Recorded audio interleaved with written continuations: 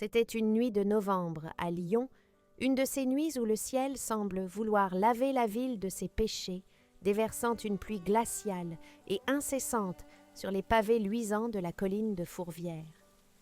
Il était un peu plus de 22 heures, et dans ce quartier huppé, où les murs de pierre dorée cachent jalousement les secrets des grandes familles, le silence est d'ordinaire une religion.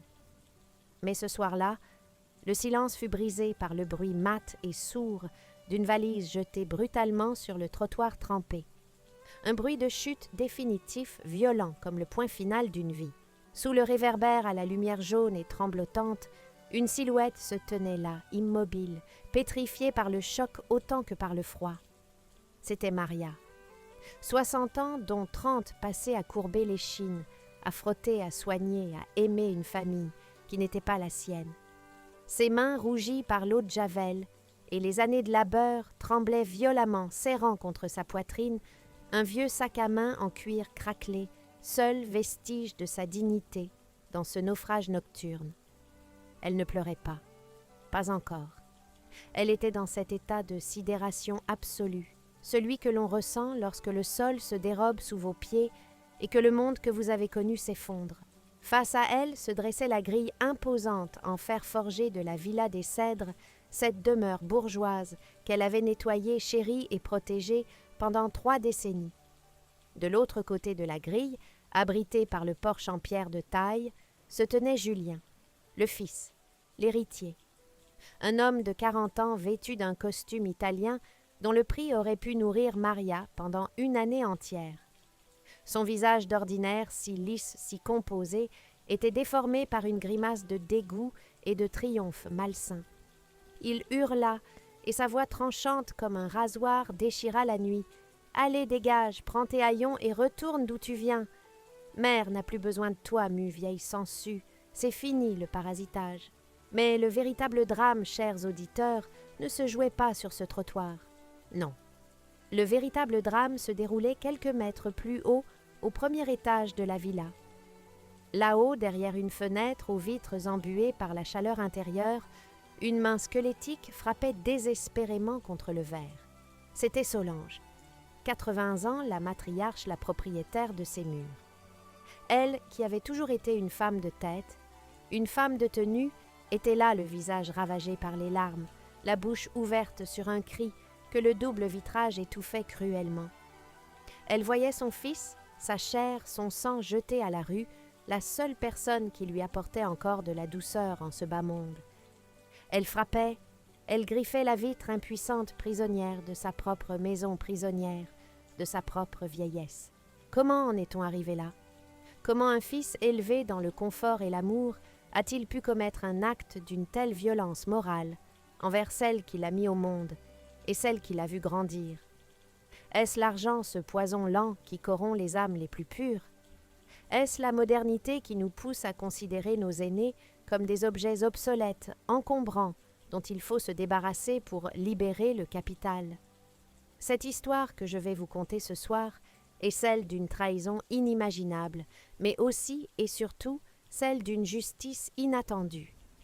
Une justice qui ne se rend pas dans les tribunaux, mais dans le secret des alcôves familiales. Pour comprendre l'ampleur de cette tragédie, il faut remonter le temps. Il faut revenir à l'époque où la Villa des Cèdres n'était pas un actif immobilier à liquider, mais un foyer.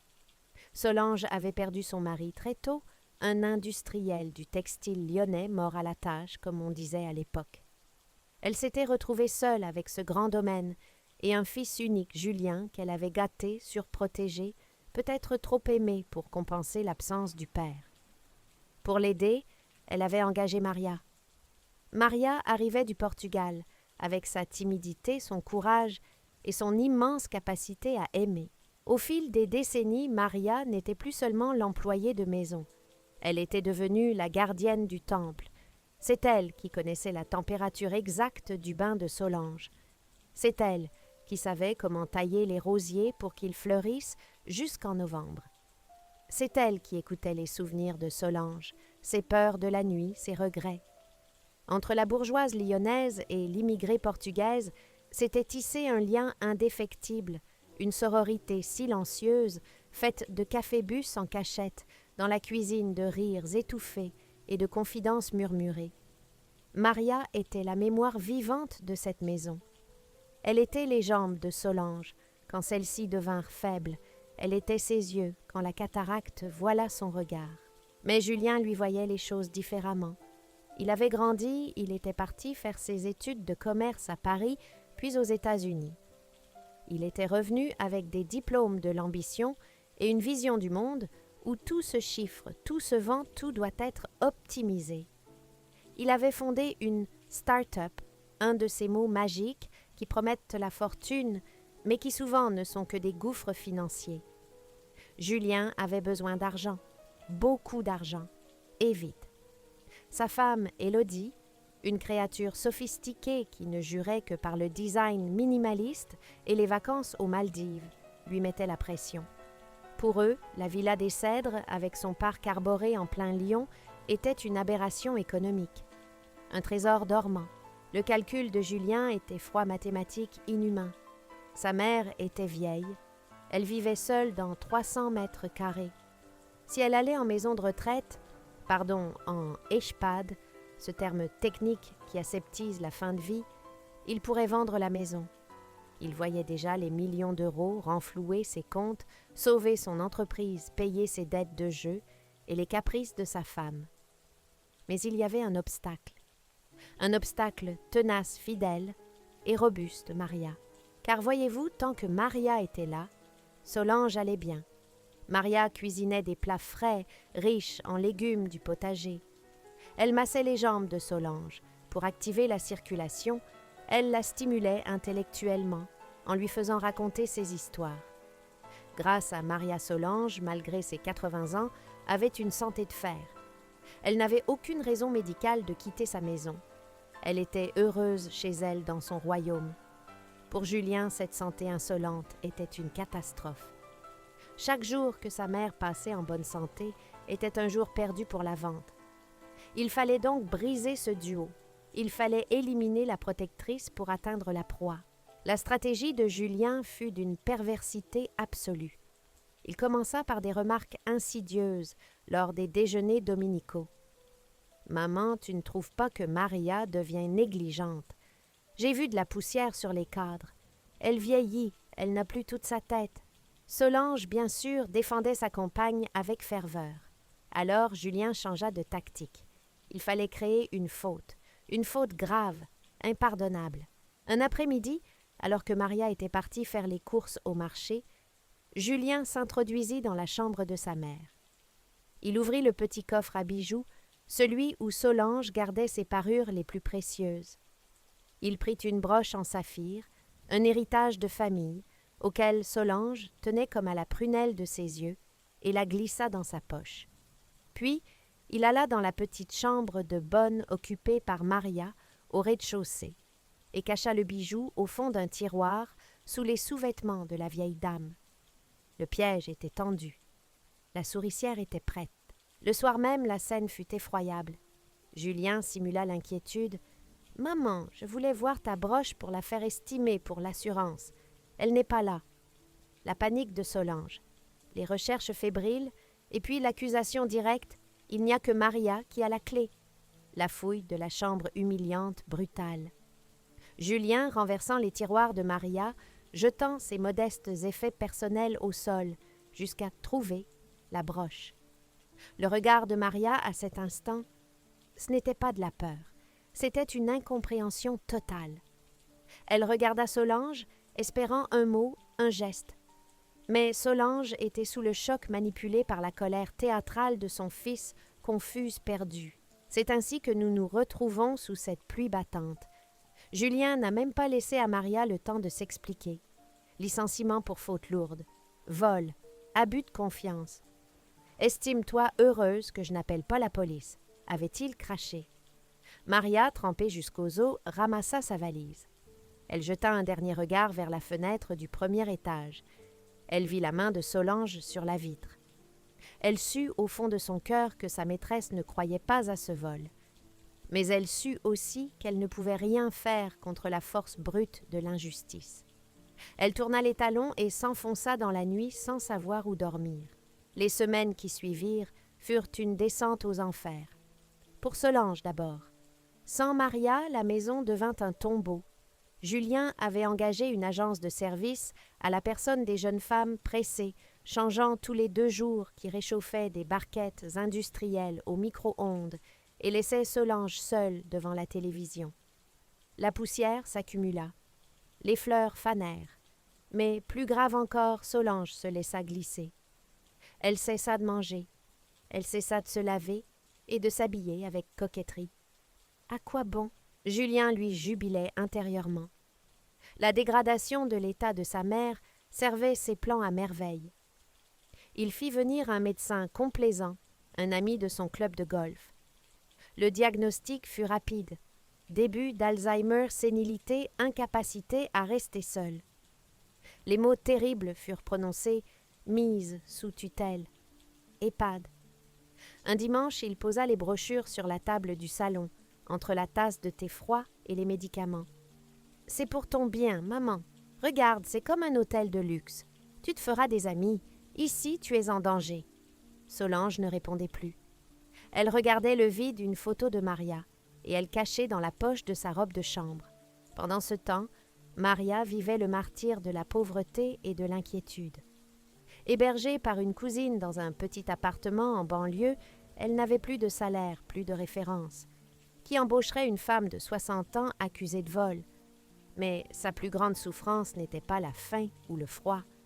C'était l'image de Solange qui la hantait. Elle savait. Elle sentait dans sa chair que sa « madame » était en train de mourir de chagrin. À plusieurs reprises, Maria tenta de revenir. Elle prit le bus puis marcha longtemps pour arriver devant la grille. Elle voulait juste voir, juste savoir. Mais Julien avait donné des ordres stricts. Il avait même installé des caméras. Une fois, il sortit en la menaçant « Si je te revois rôder ici, j'appelle les flics pour harcèlement. Tu as compris? Tu n'approches plus ma mère. » Maria dut reculer la rage au ventre, les larmes aux yeux. Elle était devenue une paria, une criminelle aux yeux du monde, alors qu'elle n'était coupable que de fidélité. Le temps passa. L'hiver s'installa dur et gris. Le plan de Julien arrivait à son terme. La mise sous tutelle était en bonne voie. Le notaire préparait l'acte de vente de la maison en viager libre, une opération juteuse qui allait lui rapporter une fortune immédiate. Solange, affaiblie, droguée par des anxiolytiques, prescrits trop généreusement, n'avait plus la force de dire non. Elle était devenue une ombre, un meuble qu'on déplace. Pour célébrer sa future victoire, car dans son esprit c'était déjà fait, Julien décida d'organiser une grande réception à la villa. Une sorte de fête d'adieu à la maison, mais surtout une démonstration de puissance pour ses futurs investisseurs. Il invita le gratin lyonnais, ses partenaires d'affaires, et bien sûr le fameux investisseur qui allait racheter la maison. C'était un soir de décembre.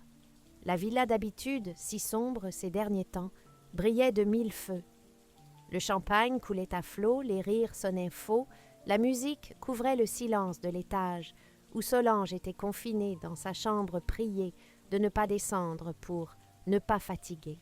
C'est au milieu de cette indécence, vers 23 heures, que l'impensable se produisit. La porte de service de la cuisine, celle qui donnait sur le jardin arrière, s'ouvrit doucement. Personne n'entendit rien à cause du brouhaha de la fête. Maria entra.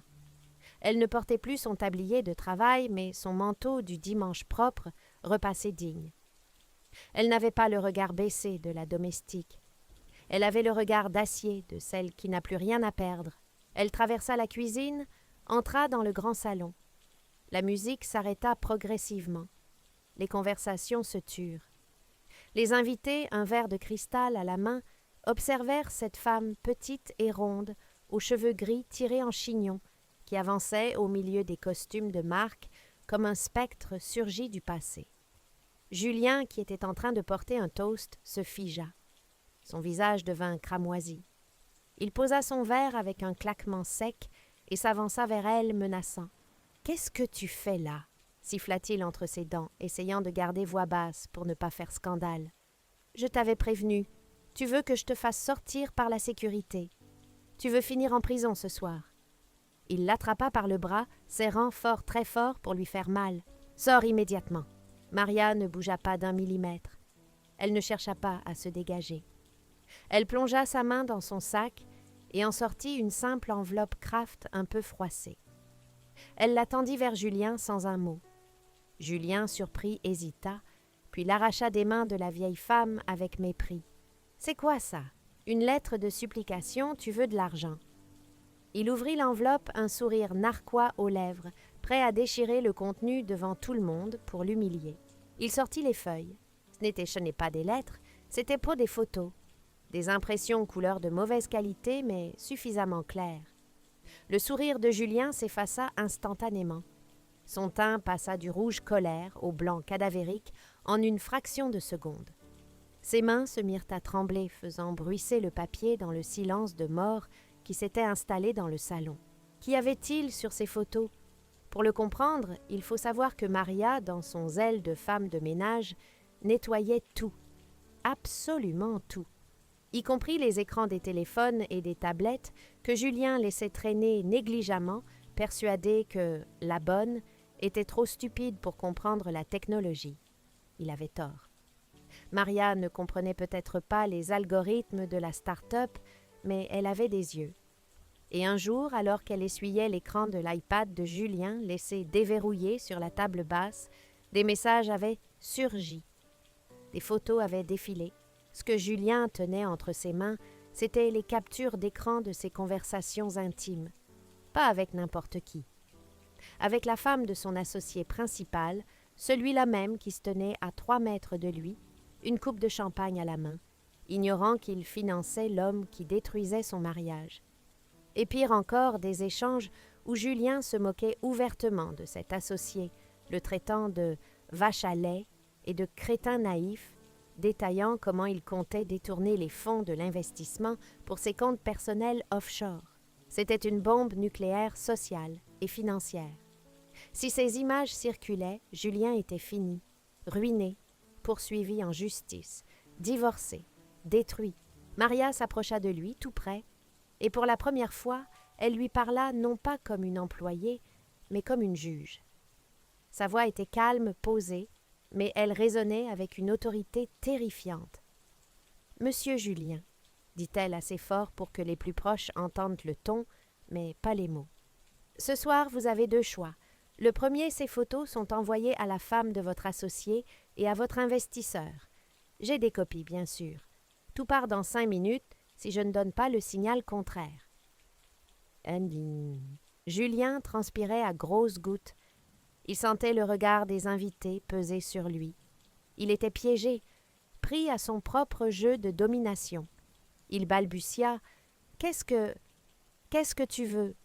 De l'argent combien? Je te donne ce que tu veux. » C'était le réflexe du lâche acheter le silence. Maria sourit tristement. Elle secoua la tête. « Je ne veux pas de votre argent sale, monsieur. Je veux mon travail. » Julien la regarda incrédule. « Quoi? Vous allez monter dans la chambre de madame ?» poursuivit Maria, implacable. « Vous allez lui dire que vous avez fait une erreur, que vous ne vendrez jamais cette maison tant qu'elle sera en vie. Vous allez déchirer les papiers de la tutelle devant elle. Et vous allez me réengager, maintenant, avec un contrat en bonne et due forme signé ce soir devant témoins, et à double salaire pour compenser l'humiliation.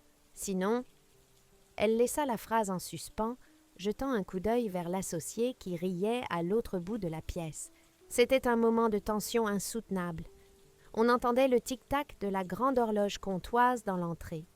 Julien, l'homme d'affaires impitoyable, le requin de la finance, était à genoux devant la petite femme de ménage portugaise. Il réalisa qu'il avait sous-estimé la seule chose qui ne s'achète pas la loyauté. Il avait cru que Maria était faible parce qu'elle servait.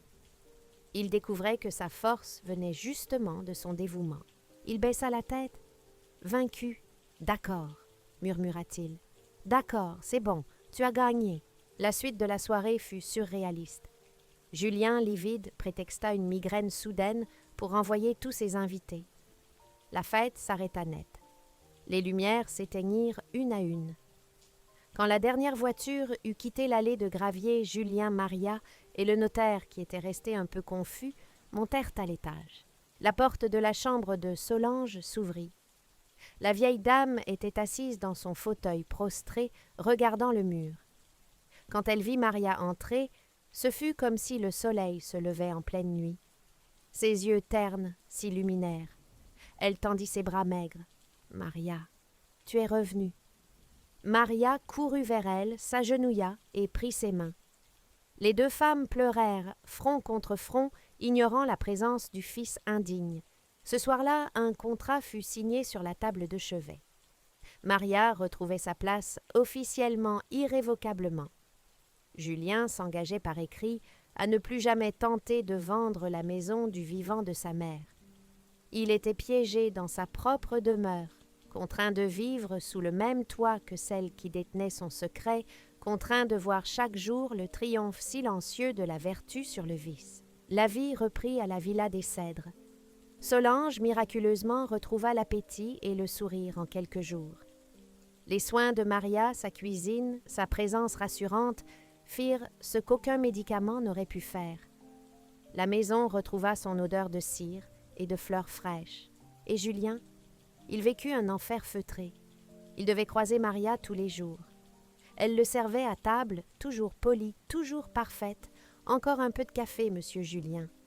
Mais à chaque fois qu'il croisait son regard, il voyait cette lueur d'acier.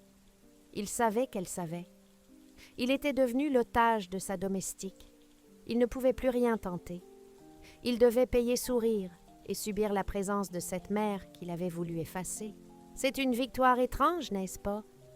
Une victoire sans éclat de voix, sans procès public. Une victoire de l'ombre.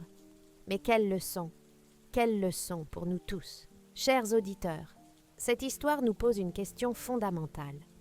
Que valent nos aînés? Sont-ils des poids morts, des lignes comptables dans un bilan financier, ou sont-ils les racines sans lesquelles l'arbre que nous sommes ne peut tenir debout?